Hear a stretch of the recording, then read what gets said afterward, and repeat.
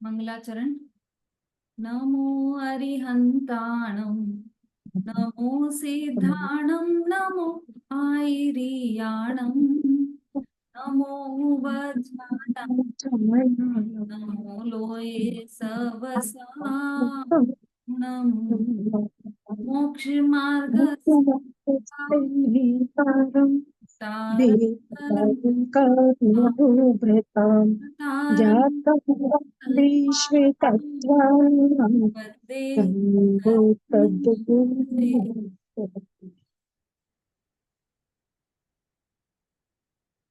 आचार्य उमा स्वामी द्वारा रचित तत्वार्थ सूत्र मोक्ष शास्त्र, द्वितीय अध्याय। प्रथम 7 सूत्र के द्वारा हमने 5 भावों का स्वरूप समझा। सभी को समझ में आ गया होगा। कल आपको जो इन 5 भावों के द्वारा जो मुख्य तथ्य समझ में आए हैं, वो कौन बताएंगे? 5 भावों संबंधी मुख्य तथ्य,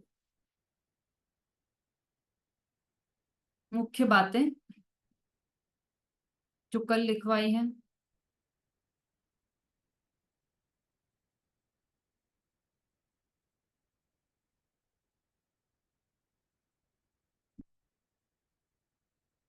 सुषमा जी।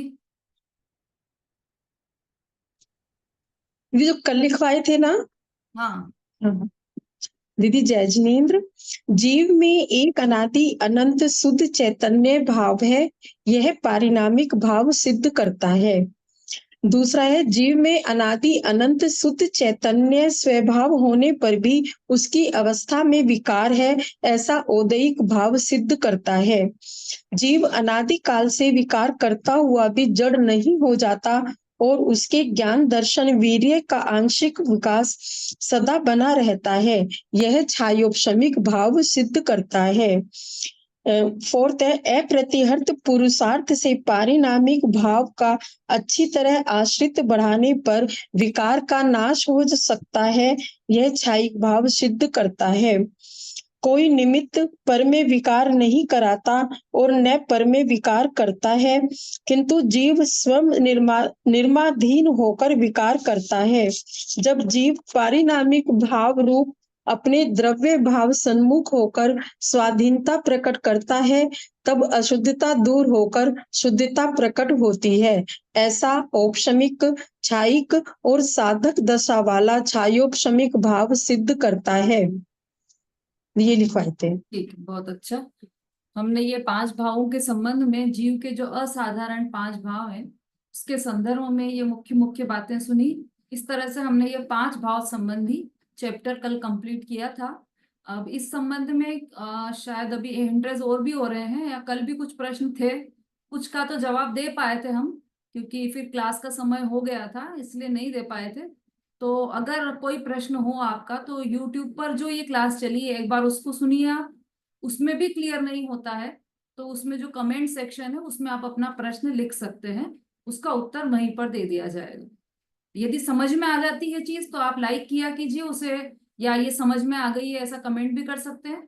लेकिन यदि नहीं समझ में आ रही है कोई बात तो आप प्रश्न वहां पर भी पूछ सकते हैं। अब हम बढ़ते हैं अगले सूत्र की ओर। इस तरह से हमने 7 सूत्र कंप्लीट किए हैं दूसरे अध्याय के। अब हम 8वें सूत्र पर आ रहे हैं। अब ये जिस तरह से ये 7 सूत्रों का एक बंच था, इसी तरह से ये 2 सूत्रों का एक बंच है। तो यहाँ पर जीव का लक्षण क्या है वह बताएंगे, है ना। क्योंकि जीवों जितने भी तत्व हैं, 7 तत्वों में या 9 तत्वों में सर्वश्रेष्ठ जीव तत्व है। और इस तत्व को, जीव तत्व को सभी तत्वों का राजा कहते हैं। क्यों? क्योंकि इसमें 9 पदार्थों में, 7 तत्वों में, 6 द्रव्यों में, सभी में जीव को शामिल किया गया है। तो यह जीव सभी तत्वों का राजा है। जो हमारा अगला सूत्र आ रहा है अभी 8वें नंबर का सूत्र, इसमें जीव का लक्षण बताया है। क्यों जीव का लक्षण क्यों बताया है? क्योंकि हमें ये यदि संसार से छूटना है, मोक्ष की प्राप्ति करना है, तो उसके लिए इन 5 भावों में से एक औपशमिक भाव को प्रकट करना होगा। औपशमिक भाव या क्षयिक भाव को प्रकट करना होगा, तो उस क्षयिक भाव के द्वारा कर्मों का नाश होकर और मोक्ष तत्व की, मोक्ष दशा की प्राप्ति होगी। लेकिन यह क्षयिक भाव, औपशमिक भाव, क्षयोपशमिक भाव किसके आश्रय से प्रकट होंगे? यह सब एक पारिणामिक भाव के आश्रय से, पंचम भाव पारिणामिक भाव के आश्रय से प्रकट होंगे। और यही पंचम पारिणामिक भाव जीव तत्व है। तो इस जीव तत्व को जानने के लिए उसका लक्षण जानना आवश्यक है। अभी तक जो हमने 5 भावों की चर्चा की थी, उन 5 भावों के प्रभेद के रूप में 53 भेद हमने देखे थे। द्विनवाष्टादशेक विंशति त्रिभेदा यथाक्रमम, इस तरह से कुल 53 भेद थे। उनमें से 52 भाव तो परिणाम स्वरूप है, और इन 52 भावों के आश्रय से रत्नत्रय प्रकट नहीं हो सकता। तो एकमात्र जो 53 नंबर का जो भाव है, पंचम परम पारिणामिक भाव, उसके आश्रय से ही सम्यक्त रत्न की प्राप्ति होगी, रत्नत्रय की प्राप्ति होगी, और रत्नत्रय से मोक्ष मार्ग और फिर मोक्ष की प्राप्ति होगी। इसलिए आश्रय लेने योग्य तो यह पंचम परम पारिणामिक भाव है। इसीलिए अब जीव तत्व का लक्षण यहाँ पर बता रहे हैं। 8वां सूत्र और 9वां सूत्र एक साथ चलेगा हमारा, क्योंकि ये दोनों ही सूत्र जीव के लक्षण के रूप में हमें ये 2 सूत्र प्राप्त हुए हैं। उपयोगो लक्षणम, 8वां सूत्र देखिए पेज नंबर 194 पर। 8वां सूत्र है जीव का लक्षण। उपयोगो लक्षणम महत्वपूर्ण सूत्र है यह, क्योंकि हमें जिस जीव की पहचान करनी है उसका लक्षण बता रहे हैं, और लक्षण के द्वारा ही लक्ष्य की सिद्धि हो सकती है। जब तक उसका लक्षण नहीं पता हो, जो वस्तु हमें चाहिए, जब तक उसका लक्षण पता नहीं हो, तो वह वस्तु हमें प्राप्त कैसे होगी? इसलिए इस यहाँ पर जीव का लक्षण बता रहे हैं। उपयोगो लक्षणम, इसका सामान्य अर्थ है जीव का लक्षण उपयोग है। छोटा सा सूत्र है, लेकिन जितना छोटा है उतना ही महत्वपूर्ण सूत्र है यह। अब ये जो सूत्र है उपयोगो लक्षणम, इसमें 2 बातें बताइए। जीव का लक्षण उपयोग है, इसमें 2 शब्द निकलकर सामने आ रहे हैं जिन्हें हमें समझना है। पहला है उपयोग और दूसरा है लक्षण। दोनों को, इसका अगर हिंदी करें तो जीव का लक्षण उपयोग है, तो पहले लक्षण ले लीजिए और फिर उपयोग ले लीजिए। दोनों दोनों एक ही बात है, दोनों चलेगा। तो पहले हम समझते हैं कि लक्षण क्या है ना। तो लक्षण किसे कहते हैं? इसकी परिभाषा, बहुत से मिले हुए पदार्थों में से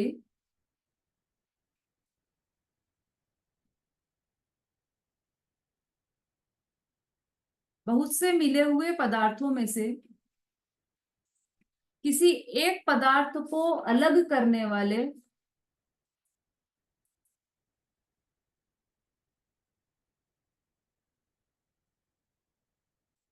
किसी एक पदार्थ को अलग करने वाले हेतु को लक्षण कहते हैं।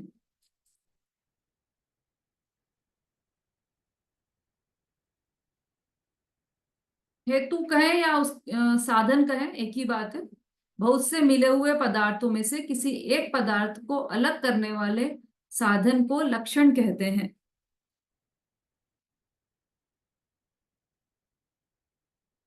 अब इसको हम समझते हैं, ये परिभाषा है लक्षण की। लक्षण किसे कहते हैं? तो जैसे बहुत से मिले हुए पदार्थ हैं, उसमें एक वस्तु को अलग करना है, तो उस जिस साधन के द्वारा उस वस्तु को अलग करते हैं हम, उसे लक्षण कहते हैं। जैसे गेहूं और कंकर ये सब मिले हुए हैं, इसमें से गेहूं को अलग करना, तो कैसे अलग किया हमने गेहूं को? उसके लक्षण के द्वारा, कि गेहूं इस शेप का होता है, इस कलर का होता है। ये जो उसके लक्षण हमें प्रकट दिखाई देते हैं, उसके द्वारा हमने गेहूं को कंकड़ में से अलग किया, है ना। जैसे नींबू को बहुत सारे संतरों में से अलग करना, उसके लक्षण के द्वारा। ये संतरा तो बड़े होते हैं लेकिन नींबू छोटा होता है दोनों ही ग्रीन, है दोनों ही येलो, है दोनों ही गोल, लेकिन उनके साइज में अंतर है। तो वो उस और ये नींबू है वो इस तरह का खट्टा होता है, इस लक्षण से भी उसको अलग किया जा सकता है। सोने और चांदी को अलग करना, उनके लक्षणों के द्वारा। सोना, सभी समझते हैं इस बात को, तो सोना कैसा होता है और चांदी कैसी होती है। तो ये हमारे लिए बहुत इजी होता है कि सोने और चांदी को उनके लक्षणों के द्वारा अलग करना। अब ये जो लक्षण है, लक्षण तो समझ में आ गया, जिसके कारण हम अनेक प्रकार की मिली हुई वस्तु को जिसके द्वारा अलग करें वो लक्षण कहलाता है, जिस साधन के द्वारा अलग करें वो लक्षण कहलाता है। अब ये लक्षण दो प्रकार के होते हैं, एक है आत्मभूत लक्षण और दूसरा है अनात्मभूत लक्षण।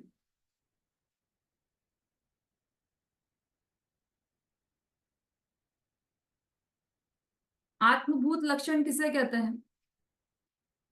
कि जो लक्षण लक्ष्य से अलग नहीं किया जा सके, जो लक्षण लक्ष्य से पृथक नहीं किया जा सके, वह आत्मभूत लक्षण कहलाता है।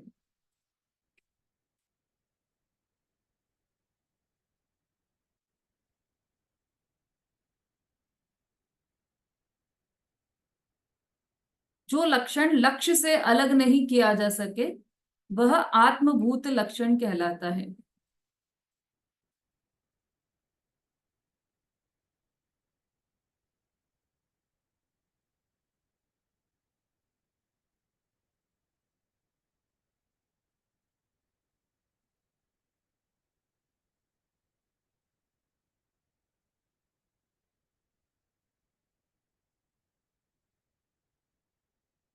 अब इसका कोई उदाहरण बता सकते हैं आत्मभूत लक्षण का?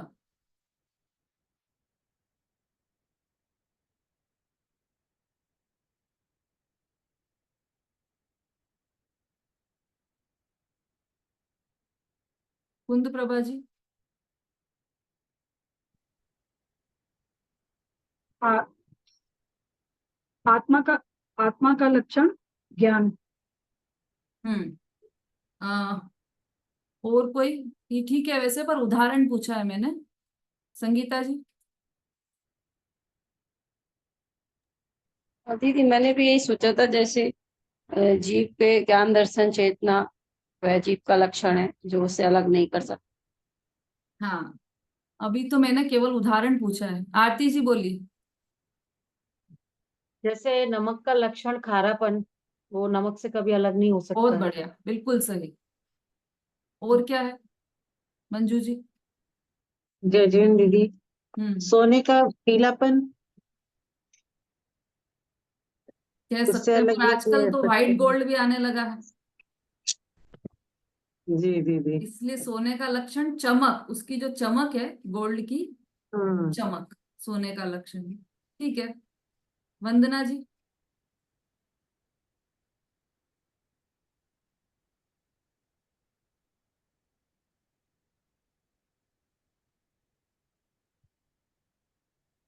जैसे दीदी, हाँ, चीनी का मीठापन उससे अलग नहीं किया जा नहीं सकता। किया जा सकता। बहुत बढ़िया। अनुज जी भाई साहब। यदि योजना है, हाँ। जैसे अग्नि में उष्णता अलग नहीं कर सकते। किसका? अग्नि में उष्णता, गर्मी। उष्णता नहीं समझ नहीं आ रही आपकी बात। अग्नि में जो उष्णता होती है ना, गर्मी अग्नि में होती है, उसको अलग। उष्णता का, हाँ बहुत बढ़िया, बिल्कुल सही।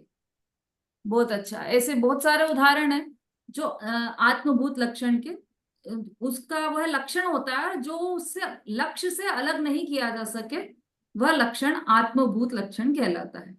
और दूसरा प्रकार है लक्षण का अनात्मभूत लक्षण। अनात्मभूत लक्षण किसे कहते हैं?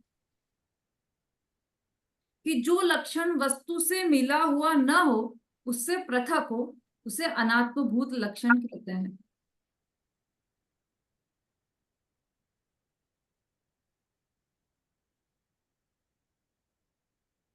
जो लक्षण वस्तु से मिला हुआ न हो, उससे पृथक हो, उसे अनात्मभूत लक्षण कहते हैं।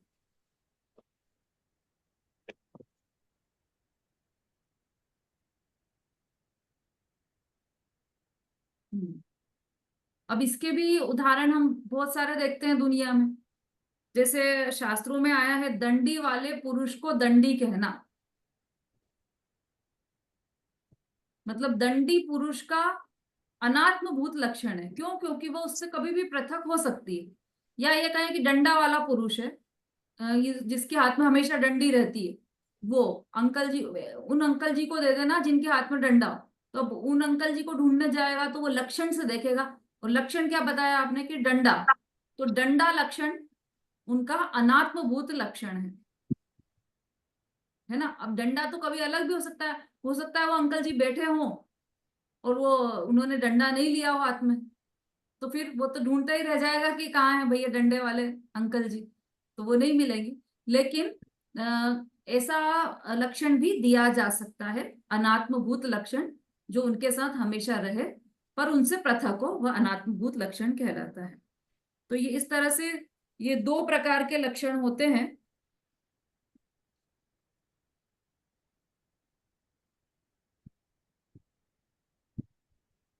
लक्षण दो प्रकार के और लक्षणाभास तीन प्रकार के होते हैं।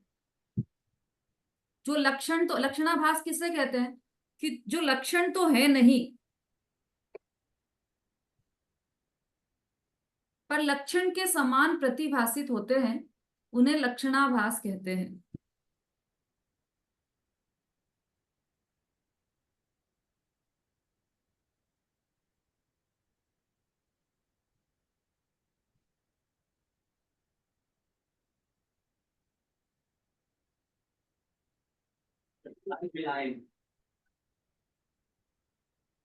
विकसित होते हैं, उन्हें लक्षणाभास कहते हैं।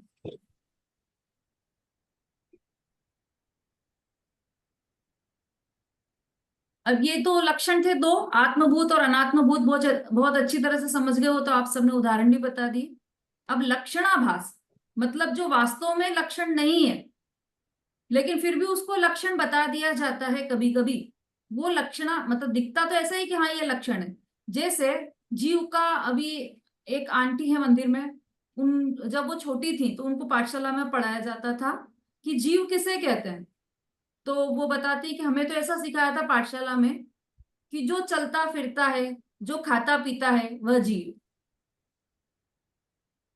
अब जीव का लक्षण चलना फिरना और खाना पीना बताएंगे तो उसमें क्या कितने सारे दोष आएंगे, वो क्या क्या दोष है वो मैं आपसे पूछूंगी अभी। अभी पहले अपन समझ लेते हैं लक्षणाभास क्या होता है। अब ये दिखाई तो दे रहा है कि जीव का लक्षण खाना पीना चलना फिरना है, तो हाँ ठीक होगा ये लक्षण, लेकिन ये लक्षणाभास है, लक्षण नहीं है। क्यों नहीं है लक्षण?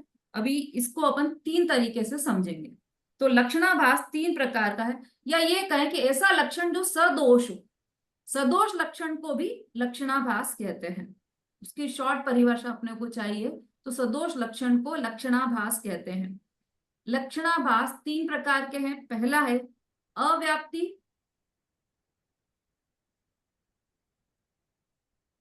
दूसरा अतिव्याप्ति,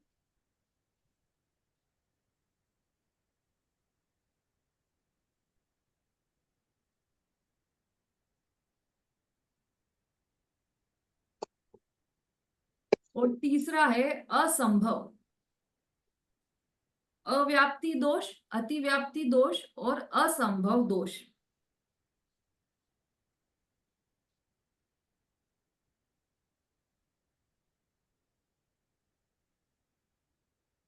अब सबसे पहला अव्याप्ति लक्षण या अव्याप्ति दोष किसे कहते हैं, तो उसके लिए लिखिए जो लक्षण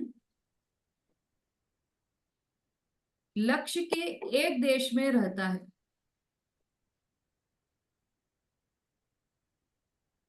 जो लक्षण लक्ष्य के एक देश में रहता है, संपूर्ण लक्ष्यभूत पदार्थ में नहीं रहता।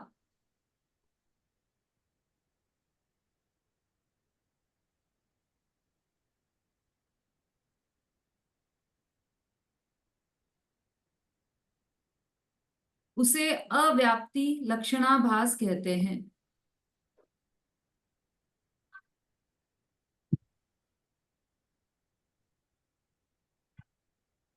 जो लक्षण लक्ष्य के एक देश में रहता है या एक भाग में रहता है, संपूर्ण लक्ष्यभूत पदार्थ में नहीं रहता, उसे अव्याप्ति लक्षणाभास कहते हैं।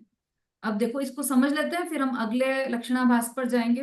अव्याप्ति लक्षण किसे कहते हैं? जो लक्षण, ऐसा लक्षण जो लक्ष्य के एक देश में रहता है, मतलब उसके एक भाग में रहता है, संपूर्ण भाग में नहीं रहता।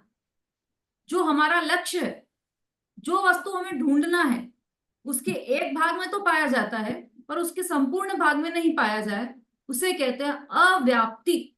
जो संपूर्ण में व्याप्त नहीं है उसे कहते हैं अव्याप्ति लक्षणाभास। ठीक है, जैसे गाय का लक्षण कहना सांवली, जो सांवली होती है वह गाय है ऐसा कहना, तो वो क्या है?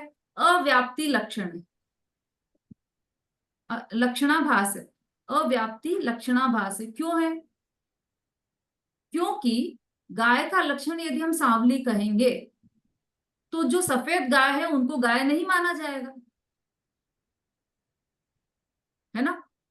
और केवल जो सांवली गाय है केवल उन्हीं को गाय माना जाएगा, लेकिन जो सफेद गाय है और काली गाय है उनको गाय नहीं मानने से यह अव्याप्ति दोष हो जाएगा लक्षण में। मतलब लक्ष्य तो बच गया, लक्ष्य तो सब में व्याप्त था, गाय पना तो सफेद में भी था, काली में भी था और सांवली में भी था, लेकिन हमने सांवली को ही गाय माना, तो जो सफेद गाय है और काली गाय है, ये जो लक्षण, जिसमें ये लक्षण पाया जा रहा था गाय पने का, वो तो व्याप्त ही नहीं हो पाया, अव्याप्ति हो गया ये लक्षण तो। जबकि ऐसा नहीं है, जो काली गाय काली है वह भी गाय है, मतलब गाय काली भी होती है, गाय सफेद भी होती है, गाय सांवली ही हो ऐसा जरूरी नहीं है। इसलिए यह लक्षण अव्याप्ति लक्षण लक्षणाभास कहलाएगा। ठीक है, अगला अतिव्याप्ति लक्षणाभास।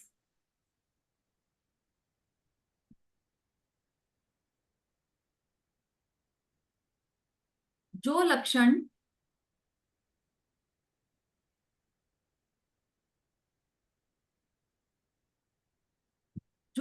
लक्ष्य और अलक्ष्य दोनों में पाया जाए,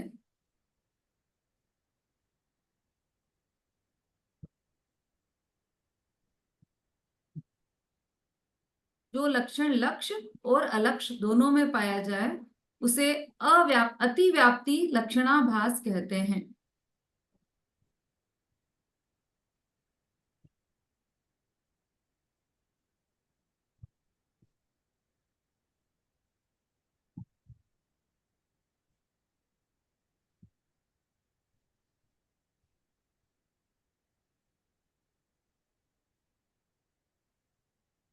हाँ, लिख पा रहे हैं आप लोग सब? ज्योति जी, अंजना जी, जी। लिखिएगा प्रॉपरली। हाँ, बहुत बढ़िया अनुज जी भाई साहब, क्योंकि ये सिद्धांत ग्रंथ है, तत्वार्थ सूत्र सिद्धांत ग्रंथ है, और इसका एक एक वाक्य सिद्धांत के रूप में परिलक्षित है जैन दर्शन में। जैन दर्शन का प्राण है एक एक सिद्धांत तत्वार्थ सूत्र का, तो एक भी सिद्धांत छोड़ने योग्य नहीं है, ग्रहण करने योग्य है। और इसलिए यदि थोड़ा सा कठिन भी पड़े तो उसको आप लिख लेंगे तो और सरल हो जाएगा आपके लिए, है ना। चलिए, अब अतिव्याप्ति लक्षण किसे कहते हैं? तो क्या लिखा हमने परिभाषा में? जो लक्षण लक्ष्य और अलक्ष्य दोनों में पाया जाए उसे लक्षणाभास कहते हैं। हाँ,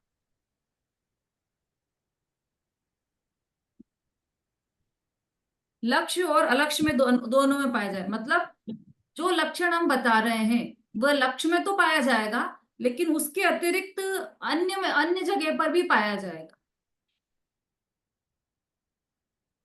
है ना। मतलब वह लक्षण जो लक्ष्य में तो मिले और उसके साथ ही अन्य स्थान पर भी मिले, उसे अतिव्याप्ति लक्षणाभास दोष कहते हैं। जैसे गाय का लक्षण सिंग मानना, कि जो सिंग वाला है, जो सिंग वाली है वह गाय है। अब ये जो सिंग लक्षण है वो गाय में तो पाया जा रहा है, तो हमें ऐसा लगेगा कि सही लक्षण बताया, गाय में पाया जा रहा है, लेकिन वह गाय जो हमारा लक्ष्य है उसके अतिरिक्त अलक्ष्य में भी पाया जा रहा है ये लक्षण। कैसे? सिंग और के भी होते हैं, किसके, 12 सिंगा के भी सिंग होते हैं, और भी बहुत सारे जानवरों के सिंग होते हैं, भैंस के सिंग होते हैं, है ना, हिरण के सिंग होते हैं।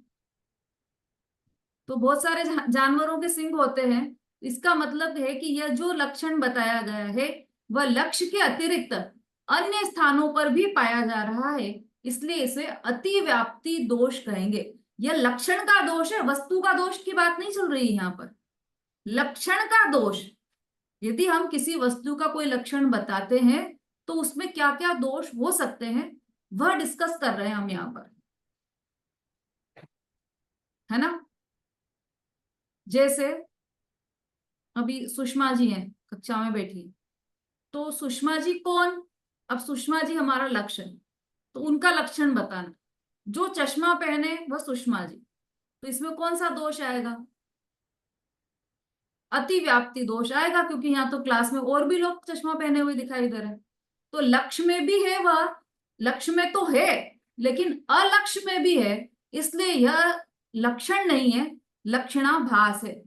सुषमा जी को चश्मे वाला, मतलब जो चश्मे वाली है उसे सुषमा जी कहना, यह लक्षणाभास है और यह अतिव्याप्ति लक्षणाभास है। ठीक है।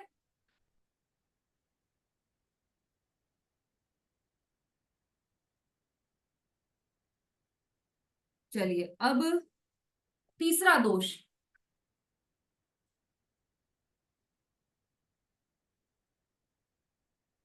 हाँ समता भाभी बोलिए। जी जय जिनेंद्र, आप है ना दोबारा रिपीट कर दिया करो, मैं थोड़ा स्लो लिख पाती हूँ। एक बार या 2 बार बोल दिया करो। अच्छा, तो आप ऐसा किया करो ना कि ये जो नोट्स डलते हैं उसमें से लिख लिया करो। आप जो क्लास के बाद नोट्स डालते हैं ना, आप जितना लिख पाओ उतना तो लिखा करो, लेकिन यदि कुछ छूट हाँ जाए तो आप उस नोट्स में से लिख लिया करो, है ना। हाँ अनीता जी। मैडम, मैडम नंबर 2 वाला दोबारा बोल दीजिएगा, अव्याप्ति दोष। नंबर नंबर 2 वाला, नंबर 2 2 वाला वाला। हाँ अतिव्याप्ति, दूसरा है। हाँ, अति। तो जो लक्ष्य के अतिरिक्त अलक्ष्य में भी पाया जाए उस लक्षण को अतिव्याप्ति दोष कहते हैं। उसे लक्षणाभास, अतिव्याप्ति लक्षणाभास कहते हैं। और उदाहरण भी लिख लीजिए चाहे तो आप इसका, जैसे गाय का लक्षण सींग। गाय, सिंह। अरे नहीं मैडम, उसके आगे का, आगे आगे तो आप बढ़ेंगे, पहले। आगे तो आप बढ़ेंगे, दौड़ मत लगाओ, आप आराम से चलो, है ना। आगे अब तीसरा नंबर का आने वाला, आगे का तो वो समझने के लिए था, लिखने के लिए नहीं था। इसी को डिटेल किया था, वो समझाया था कि गाय का लक्षण सिंह है, वह अतिव्याप्ति दोष है। उसमें सुषमा जी का भी उदाहरण उसी के अंतर्गत लिया था। ठीक है। अब तीसरे पर लिखिए आप असंभव दोष।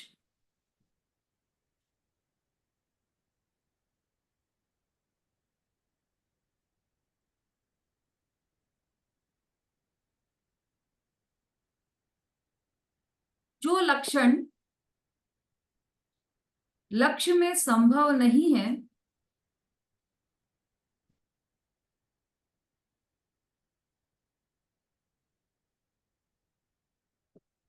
उसे असंभव दोष कहते हैं। दोनों लिख सकते हैं आप, असंभव लक्षणाभास कहते हैं या असंभव दोष कहते हैं। समझ में आना चाहिए बस आपको स्वयं को। जो लक्षण लक्ष्य में संभव नहीं है उसे असंभव लक्षणाभास कहते हैं।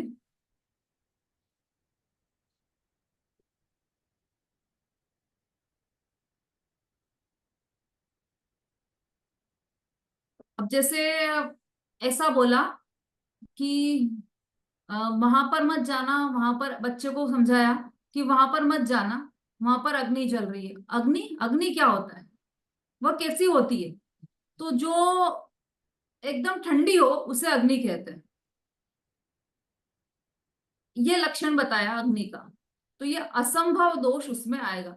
जो संभव ही नहीं है, अग्नि में संभव ही नहीं है कि वह कभी ठंडी हो, ऐसा लक्षण बता देना, वह असंभव दोष है।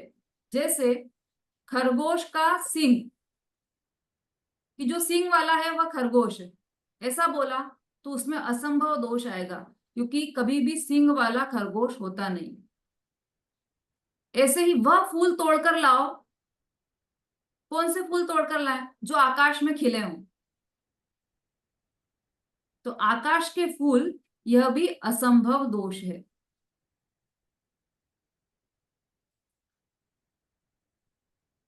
मतलब फूल का लक्षण आकाश को बता देना, यह असंभव दोष है इस लक्षण बताने में।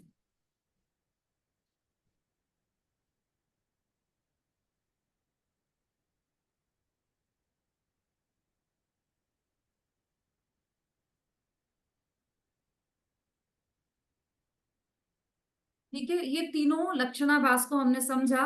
अब जो पहला था अव्याप्ति लक्षण, उसमें जीव के लिए क्या लागू पड़ेगा? जीव के लिए कौन बताएगा? जीव का लक्षण क्या हम मानेंगे तो वह अव्याप्ति दोष में आएगा? आरती जी। जैसे जीव का लक्षण केवल ज्ञान बनाना। वेरी गुड, बहुत अच्छा। जीव का लक्षण केवल ज्ञान बताना, कौन सा दोष है ये अव्याप्ति दोष कहलाए। क्यों? क्योंकि ये किसी जीव में होता है, किसी में नहीं होता, सभी जीवों में नहीं पाया जाता ये। बहुत बढ़िया। ये लक्ष्य के संपूर्ण भागों में नहीं पाया जाता, इसलिए अव्याप्ति दोष है। ठीक है। अब अतिव्याप्ति के संबंध में जीव के बारे में बताइए। रेणु जी। अतिव्याप्ति से संबंध नहीं के बारे में। हाँ भाई, किसने हैंड रेस किया है? अतिव्याप्ति लक्षण वास्ते के हैं। कुंद प्रभा जी, आप बता दें। दीदी अतिव्याप्ति में, हाँ, अतिव्याप्ति में तो जीव का लक्षण दीदी सम्यक दर्शन आएगा। अतिव्याप्ति में जीव के अतिरिक्त और कौन कौन से द्रव्य में होता है सम्यक दर्शन? जो दीदी रेंच में भी तो होता है। तिर्यंच जीव नहीं है? नहीं, मैं मनुष्य पर्याय की अपेक्षा बोल रही। नमिता जी बोली। जी जी दीदी, जीव का लक्षण अमूर्तिक बताना। बहुत अच्छा, बिल्कुल सही। क्यों, ऐसा क्यों? इसलिए क्योंकि अमूर्तिक खाली जीव ही नहीं है, धर्म द्रव्य भी अमूर्तिक है, अधर्म भी अमूर्तिक है। ऐसे 5 द्रव्य जो है वो अमूर्तिक है। इसलिए यह जीव का लक्षण अमूर्तिक बताना कौन सा दोष? अतिव्याप्ति दोष। बहुत अच्छा। अब तीसरा जो असंभव दोष है, उसके लिए आप बताइए, जीव के संदर्भ में कुछ बताइए। दीदी जीव का लक्षण आप ये करते हैं, अरूपीय अमूर्तिक बताना। और किसी से पूछने दीजिए। ममता जी। जय जिनेन्द्र दीदी। हम्म। दीदी जीव का लक्षण जैसे स्पर्श रस गंध वर्ण, हाँ, ये क्या है? ये जीव का असंभव, मतलब जीव के लक्षण के हिसाब से असंभव दोष में आएगा दीदी। बहुत अच्छा, बिल्कुल सही। असंभव दोष है यह, जीव में कभी भी स्पर्श रस गंध वर्ण पाया ही नहीं जाएगा, है ना? इसलिए यह असंभव दोष है, संभव ही नहीं। बहुत बढ़िया, मतलब आप सभी समझ गए हैं तीनों लक्षणाभास को, अव्याप्ति, अतिव्याप्ति और असंभव